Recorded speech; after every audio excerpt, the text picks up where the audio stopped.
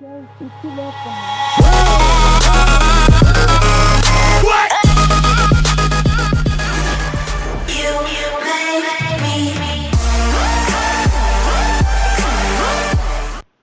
And welcome, ladies and gentlemen, to Kyle the Pug Sports Review Show, episode number 20, where we bring you the three hottest sports topics of the day, and we talk about it here live on this show. But then again, this is live right now, but when it's up, it won't be live. But I don't know, it's kind of an oxymoron kind of a thing. But anyways, guys, welcome to the show. Hope you guys are enjoying yourselves on this lovely Friday morning. Friday afternoon for those who are on the East Coast. But either way, welcome to the show. I am Kyle the Pug, a.k.a. Kyle Lodi. And like I said, we are glad to have you guys on this show watching, of course, from the Kyle the Pug Sports YouTube channel. So that being said, let's get on to with our co-host for the day. Of course, he was MIA last show due to, of course, complicated reasons, but he is back and he is here. It's, of course, Cowboy Nick. Say hi. How you doing?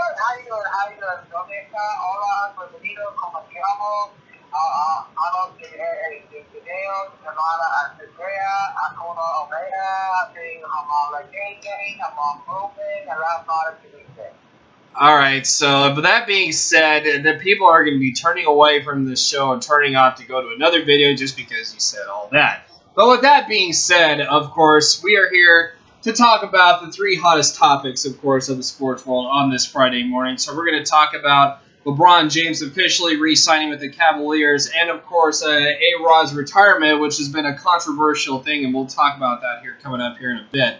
But right now, we are going to talk about Michael Phelps taking gold, and that's his 22nd gold medal. That is absolutely right, ladies and gentlemen. 22nd gold medal in the 200-meter individual relay, last night, and of course his teammate Ryan Lochte, failed to even medal, and that was and we'll get to that here in a bit. So basically, Phelps, he wasn't about to be stopped, and not even by his biggest rival either. So Phelps also set an Olympic record with his 15th individual medal, passing Soviet gymnast Larisa Latinina, and became the first swimmer ever to win the same event at 4 straight Olympics. And basically, this is what Phelps told NBC about the whole thing, and I quote, "Winning 4 in a row when the announcer said that, I had a really hard time holding it together. I'm just living a dream that just came true," unquote. Phelps was back in the water 38 minutes later to swim the 100-meter butterfly semifinals. He finished second in the first semifinal and fifth overall to advance to the final, which will be his last individual event. So basically what we're looking at here is that if Phelps wins the gold in the 100 fly, then it'll be his 4th straight win in the event. Then he'll close out the Olympics in the 400. It's the 400-meter relay, basically. If it's 4 times 100, that's basically 400 basic math. So, Cowboy Nick, your thought. I want to bring it to you now since I've been talking too much over the past couple of minutes. Well, when you think of Michael Phelps, you think of a fish. Because that guy is basically a fish out of water. Every time he hops in the water, it's another gold medal. You're basically giving him gold medal. It's basically, when you think of gold medal, you're thinking of Michael Phelps. Because every time Michael Phelps enters the water, he's going to win a medal. Hell, you guys look at giving a medal looking good and fabulous in the water. Gosh, dang. He's in that water, and I swear, you think of the dog coming out because, he's going to attack the boat with freaking Cooper and freaking the sheriff right in the boat. And it's one of those things that you look at it, and it's like, you're just thinking to yourself, my God, it's like, I swear, Michael Phelps belonged to Gab had sex in the water, and then Michael Phelps was born. He's born flipping on his feet, and he comes in the water and turns into fucking Little Mermaid. He's fucking swimming for the king sport, man, I swear. It's just one of those things where you look at it, and it's just like, wow. Michael, it's like Phelps is just like when you look at it, he is basically that, what's that movie called where that boy's brother is a fish and everything like that Disney movie? He is basically the same person from that movie. He was just wow in the water. Because basically, you see him, he's just freaking guts. You're like, wow. Okay, that was a very odd and long explanation of putting that, but I guess I'll just go with it for the time being. But going to Ryan Lochte here really quick, Phelps left Lochte trailing in his wake, basically, in the whole thing. And he finished with a full body length ahead of the field with a total dominance on the breaststroke and freestyle legs, touching in 1 minute and 54.66 seconds. So, and this is basically what Phelps said about the whole thing, and I quote, "I've been able to kind of finish what I wanted to. This is exactly how I want to exit the sport," unquote. And that's what Phelps, we'll talk about Phelps here in a bit, but going to Lochte, and Lochte, who's a 12-time Olympic medalist, didn't even make it to the podium this time after taking 2 silvers and a bronze behind Phelps at the previous 3 Olympics. Lochte led at the midway point, but faded to 5th with a time of 157.47. And this is what Lochte said about the whole thing, and I quote, "We bring out the best in each other. I was a little bummed about my performance, but I was happy for him to get a golden one for Team USA," unquote. So, your thoughts on Lochte's quotes on Michael Phelps, Mr. Lockmiller? Well, Lochte is basically, like I said, Lochte. I mean, he's a good swimmer. Don't get me wrong. He just didn't have what it takes this time. But the fact is, when you take a person like Michael, when you take a person like Phelps, and you put him in the water, it's going to be like this. It's going to be like this. You're going to look at the water. Oh, it's Phelps in the water. Okay, Phelps wins. Well, not automatically, but he will have competition one way or another. He will, but when you look at Phelps, and when Phelps enters the water, you hear the jaws coming. I thought he said he was a fish, not a shark. He is a shark, man. He said he was a fish. Okay. Okay. Okay.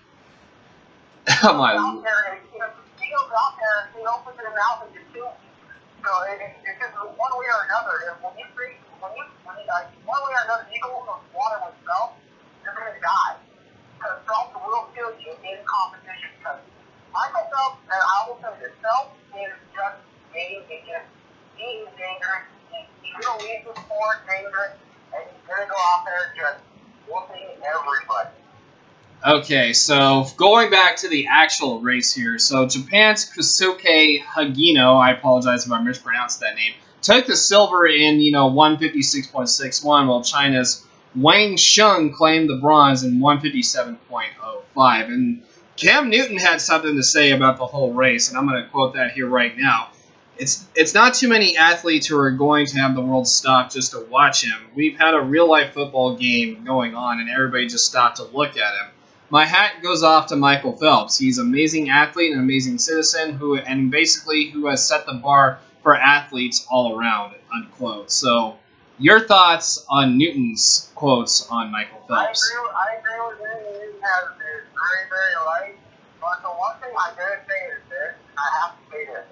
Oh, here we go. Look at Japan, and I've been watching this. When you look at countries like Japan, it's really surprising the fact that they're not doing as well as they usually do in the water sport, but they're actually kind of doing better. They were kind of doing better in sports like rugby, and they're doing better in gymnastics, which I really see from a team like Japan. Okay, so Phelps also said he was texting with a friend who updated him on the Baltimore score before he went out to his race. And this is a little off topic, too, but this is part of the script. The Ravens went on to win at 22-19 in their preseason game. And this is what Phelps said about it, and I quote, "I look forward to get to a Ravens game really soon, and he wants to get home for that," unquote. So, a little off topic, but yeah, Phelps is a diehard Ravens fan. Of course, because think about it. Look at what's called where Phelps did a lot of his training and stuff. He did a lot of his training at Baltimore. He still was training. He still did that because when you look at Phelps has a long history in Baltimore and stuff like that, and it's just Baltimore's a part of it, and when you have something that's a part of you can't let it go. Well, and that's just not just with Baltimore, but that's just with every single city as well in the United States, and not just there, but all over the world too. Yeah, but he did a lot, like I said, he did a lot of his training and stuff in Baltimore, so. Exactly, boy. So.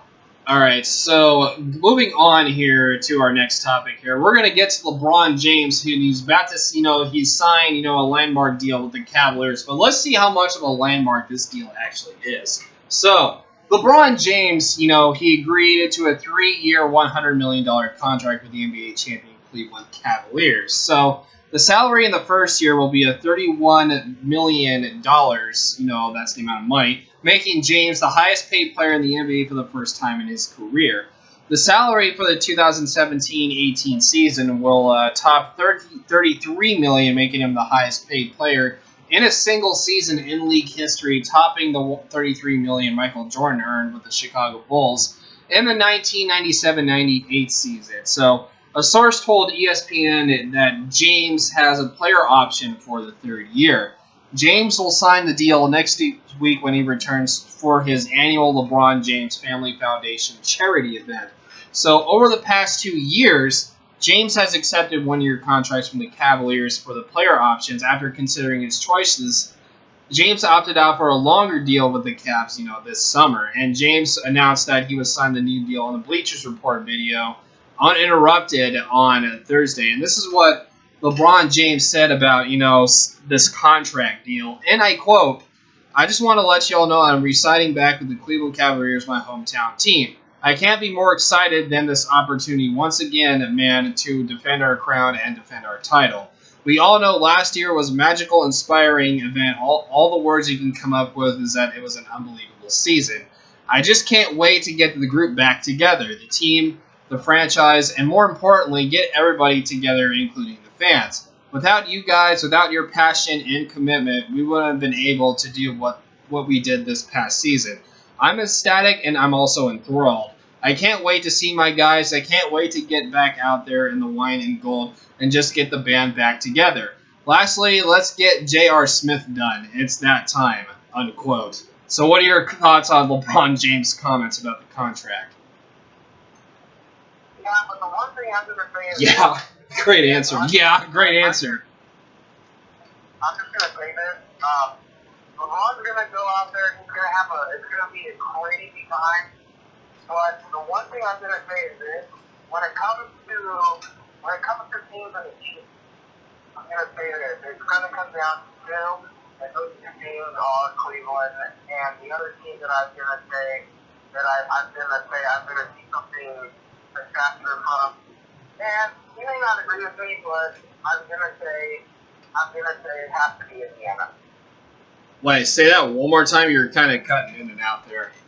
When it comes to standings for this year, the two teams that I'm going to in the Central Standing Division, Eastern Central Standing Division, that I'm going to see some performance out of is going to, and I'm just going to say this. I'm going to say it's Cleveland and Indiana that I'm going to expect to see a really good performance out of this year.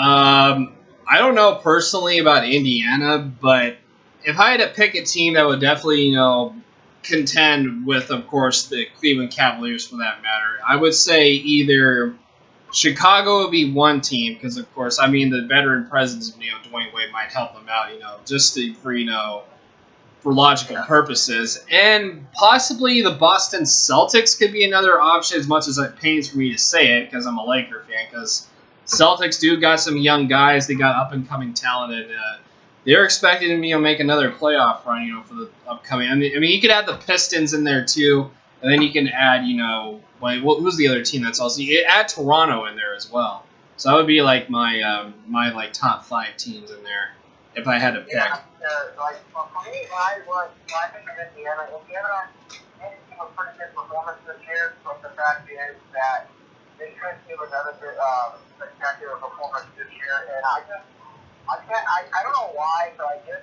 for some strange reason, ever since last year's season, I can't stop thinking about Indiana going to be a team that could be contenders for this year. Well, they could. That's a big could. That's a huge could. Because you got the Cleveland Cavaliers who pretty much own the Eastern Conference as of right now, and they got to do a lot to step it up. Oh yeah, they do. Of course they do. And then you have teams like Oklahoma, and you got teams like my Spurs, And that's out in the Western Conference, by the way. They can be possible. They can be possible taking over their division as well. All right, well let's take a look at San Antonio here really quick. So Tim Duncan, after 19-20 seasons, he's retired. So who's going to take over Tim Duncan's presence? That's the real question you're looking at here. Because without Tim Duncan, I mean, you guys are starting to be. They might go into rebuild mode. Yeah, they're in a rebuild mode for them. But the fact is, when you look at it, there's still a team that you have to look at and you say to yourself, they still have it. They still could be a team that could cause. They could. I mean, it could go one way or it could go the other way. But with Popovich's presence out there as a coach, I mean, it's more than likely possible that they could actually, be like maybe I would say a 7th or 8th seed, maybe in the playoffs. I'm not sure exactly, but I think there are going to be a lot more other teams out there better than San Antonio in the next upcoming season. But other than that, I mean, I just see them. This is just my prediction. I see them like either a 7th seed or an 8th seed. I would say Oklahoma City would top them this year. That'd be just my prediction though. Yeah, then you have teams also coming in here like what we're going to see this year in Oklahoma City Thunder, and you have and all that stuff. And when you look at that, you're looking at a team. Okay. So we got Oklahoma City. Okay, and obviously Golden State's going to be the top team in there, and of course, the Lakers are kind of up in the air, and they got a couple of years before they can start doing something, and then the Clippers, and I don't really see. I mean, Sacramento could do something, but with their coaching situation. Oh, wait! I'm not finished. But with their coaching situation, it could be a little bit, unbalanced. I mean, if they get the right coach, then maybe they could do something because they got one of the best centers in there, DeMarcus Cousins, and of course Rajon Rondo's, veteran presence in there. I mean, you could think there'd be a decent team, and it's definitely possible, but there is some drama in there, and DeMarcus Cousins, even though he's like one of the best centers in the league, he can cause kind of a little bit of trouble around the on and off the court. But God, you also have to remember, look what happened when they not to do things. Look what happened when they had those 3 games in Denver against the Nuggets, and the Denver Nuggets beat them all 3 times, and Cousins was on the court, but they were beaten by 3 3-pointers in the final minutes of the game. 3-5. Well, I mean, I'm pretty sure they've learned since then. But like I said, if they can just take the drama out of the equation on and off the court, I can see this team doing something. I don't see that happening because every time there's always seems to be that something like that happening, and it just makes you sad because they move from one stadium to another, they move from one arena to another, they are constantly hiring new coaches. They don't let the team build, and that's the problem. They're just basically the Oakland Raiders of the NBA, and that's the problem. No, I mean, don't get me wrong, though. Like I said, they do have the talent, of course. I mean, they have the talent, and they got the good players that they want, but it's their coaching staff. I mean, I don't see anything wrong with their players. It actually is a decent squad. It's just their coaching. Yeah, and that's the problem. Because the problem is the front office is basically it's basically like I'm gonna say this, it's the Indians. Right. So when you're looking at the Sacramento Kings, you're looking at the Cleveland Indians. Oh, odd way of putting that, but I can't really see the connection between those two. That's what you're looking at. You're looking at the bench. You want to overseeing the Okay. Don't be comparing this to other sports movies, Nick. I know how you are.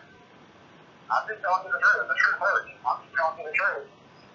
Well, I don't know if that's exactly the truth, but you're kind of making it. I mean, I guess it kind of makes sense, but to me, it's just like, no, no, definitely no. But I'm telling you that you're looking at it right now. You're looking at a team that needs the right front office and the right coaching staff to help them become better, and it's not happening. okay, so moving on here really quick. Let's get to the final topic here of the show. We're going to go into some baseball. So, of course, we had Alex Rodriguez retiring from the sport of baseball, behind, a controversial career, of course, with the steroid allegations, performance-enhancing drugs. Kind of an up and down little thing. That's how people are going to remember Alex Rodriguez, for his controversial career and all that. And he's done a lot, for the Yankees, did a lot for the Mariners, and of course the Rangers for that matter. But he remembers his best moments, in the New York where he became a Yankee. But that's not why actually we're going to be talking about here. Yeah, he's had a controversial career. People, don't like him, but the guy's done a lot though in his career, despite the fact, he had performance-enhancing drugs, and we'll talk about if he deserves a Hall of Fame spot or not. But like I said, that's not what we're going to talk about here today. So Alex Rodriguez's request to play third baseman, last on Friday has been actually turned down. So, and we're talking about it here today as well, not, from last week. So, manager Joe Girardi turned down Alex Rodriguez's request to play third base in his final game as a Yankee on Friday in the Bronx. And this is what A-Rod said about the whole thing, and I quote, "Tuesday, I came to his office. He told me what the plan was, and I said, well, any chance I could play third base on Friday? And he just said no," unquote. And I'll get to your thoughts here in a bit, but as I move on here. So, A-Rod started at third base twice last year, and he has not played the field at all this season. And basically what Girardi said about the whole thing, and I quote, "We thought about it, but he hasn't done any work. We are still in the business of trying to win games," unquote. And Rodriguez started at DH, going 0 for 4 with the RBI in the 8th inning of a 4-2 win over the Boston Red Sox in what was supposed to be A-Rod's final road game with the Yankees. But for Friday, the Yankees are at 58-56, 3.5 games back in the wild card, have been pushed back the starting time of the Tampa Bay Rays to host a pregame ceremony. So Chris Archer will start for the Rays, and basically A-Rod has 2 hits with both homers and 15 at-bats against Archer. And then after Friday's game, A-Rod will be released until then, and he has agreed to become a special advisor to team owner Hal Steinbrenner, but he refused to rule out playing for another team if someone calls out. So, your thoughts on this whole crazy deal with A-Rod and his quotes on not playing, tonight's game? Well, I'm kind of shocked on it, but the thing is, A-Rod. Okay, Matt. Matt. You've been playing for a long time. Maybe now it's time to sit in your recliner, put your legs up, put your cleats on, watch the game on TV. Put your cleats on? You mean take the cleats off? Did you mean take the cleats off? Pretty much, hey. You said put the cleats on. You can stand and watch the game on TV, drink a beer. Well, basically, he wants to play at least one more game. As a DH, it's likely possible, but we were talking about third base here. He got denied to not play, third base. Well, yeah, because of the fact of those injuries that he had, a couple of injuries he had. Like, I wouldn't let him play third base either. All right, so as for not playing third base Friday, which A-Rod first revealed on the Michael K Show on 98.7 FM in New York, the slugger took it in stride and he said this, and I quote, "It would have been just fun. Look, it wasn't a big request. I get that we are playing games, and I totally get the answer. This is my last day. I hope that a couple of balls didn't hit me in the mouth, and it was a fun request," unquote. And Rodriguez tried to play down any dissension about it, too. So, this to add on to this quote, "I wouldn't make a big deal out of it. They are probably saving me some embarrassment. And it was louder than usual, and one last lick before I go back to Miami," unquote. So your thoughts on those quotes by, A-Rod on the Michael K Show? that because for all you fans, But I already did. Just kidding. For all you fans out there who like Miami, I am disappointed in you because for most of those fans, I didn't even know this until I was watching it a couple of weeks ago. And this is the thing, though. He actually lives in Miami. Yeah, but the thing is, and I'm just saying this, the Miami Marlins baseball team requires all players and people who work for them, who are guys and girls, and must be clean shaven. All right, so and this is actually leading to the speculation that he could actually end up playing with the Marlins too. So he said that if he ever decides to play for the other team, he would consult with Steinbrenner on that. Facial or body hair. He has to be clean shaven. I mean, he has to basically shave every part of his body. So wait, this is basically the military we're talking about here? Basically, yeah. I mean, he has to have any facial hair, body hair, leg hair, chest hair, dick hair, or anything like that. Okay, yeah, a little. That's a little too personal. But this is what A says. So basically, what we're looking at here is when asked directly if he views Friday as his last game as a Yankee or his last game ever, A-Rod was fully clear with his intentions, and I quote, "I'm focusing on this is basically it, basically." And I said basically twice. I don't know why. No, wait, hold on. I'm not looking beyond that, and I value the pinstripes. I value this organization. Excuse me. To me, this is it. This is the last straw, unquote. So your thoughts on that? Well, I agree with him. You know what? He was playing for years. He got his start, maybe, but if I remember right, he didn't get started with the pinstripes. He started in Texas. No, he actually started in Seattle, actually, before moving on to Texas. That's right. Yeah, he started it right. Yeah, he started as a Mariner. Then he came into the pinstripes. No, he went from the Mariners to the Rangers and then to the Yankees. He had to, But the thing is, for him, I'm glad he's going out with the Yankees. Why? Because this isn't working for Ron. He's playing well with the Yankees. He's gonna do great in his next game. But the fact is, A-Ron, you can't play third base. I'm sorry, man. You're at the age point right now where your stamina and everything. You're not able to play third base, man. You may be able to play right field, but you can't play third base. You're not as young as you used to be. You need to play a position where you can have enough energy to play that position and not run out of energy and still be able to play in your final game. All right, so a couple of questions here before we get out of here. So, do you see A-Rod playing anywhere else, or do you see him as his last game as a Yankee?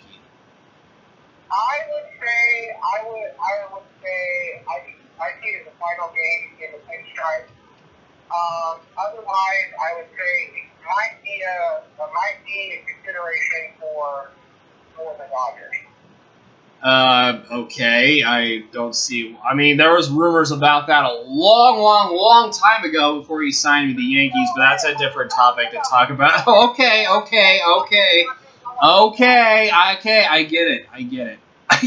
All right. And then the final question is A-Rod a Hall of Fame ballot, yes or no? Hell yeah! You think so? After all the performance-enhancing drugs that he took? Not just, but still, you have to remember, okay, there's a lot of players, and first time when he came into the league, were on performance-enhancing drugs. You have to remember that. But you also have to remember, he got clean and went on with his career, and look at him now. You have to understand that. He cleaned himself up, he got back in the game, and look at him now. You want to know who didn't take in performance-enhancing drugs? Was Ken Griffey Jr. Now, that's a man I can respect. Yeah. And then and the best part about that was he did it all clean. He never took any of that. But he didn't need any performance-enhancing drugs. And just like, a couple of people I wanted to mention here before we go really quick. Rafael Palmeiro once said, I never done performance-enhancing drugs in my life. Next day later, he got convicted. Not convicted, but he was, convicted was the right word to use for performance-enhancing drugs. You don't look at him and you do that. Well, okay. Anyways, we are out of here on today's show. Hope you guys did enjoy the Kyle Pug Sports Review Show, episode number 20. And don't forget to leave a like in the video. Don't forget to subscribe if you're new to my channel. Definitely helps my channel grow. For this channel, we are on the road to 50 to 100 subs. Definitely make a little boy's dream come true. And don't forget to subscribe to my main channel as well for anything gaming-related content. So, that being said, I'm Kyle Puggy, Kyle Lodi, and that's Cowboy Nick.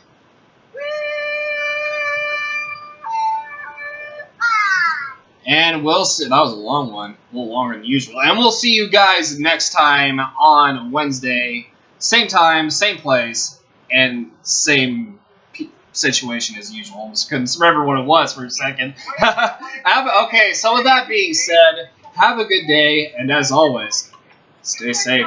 Peace! You've been out all night, I don't know where you've been. You're slurring all your words, not making any sense. But I don't fucking care at all, 'cause I have had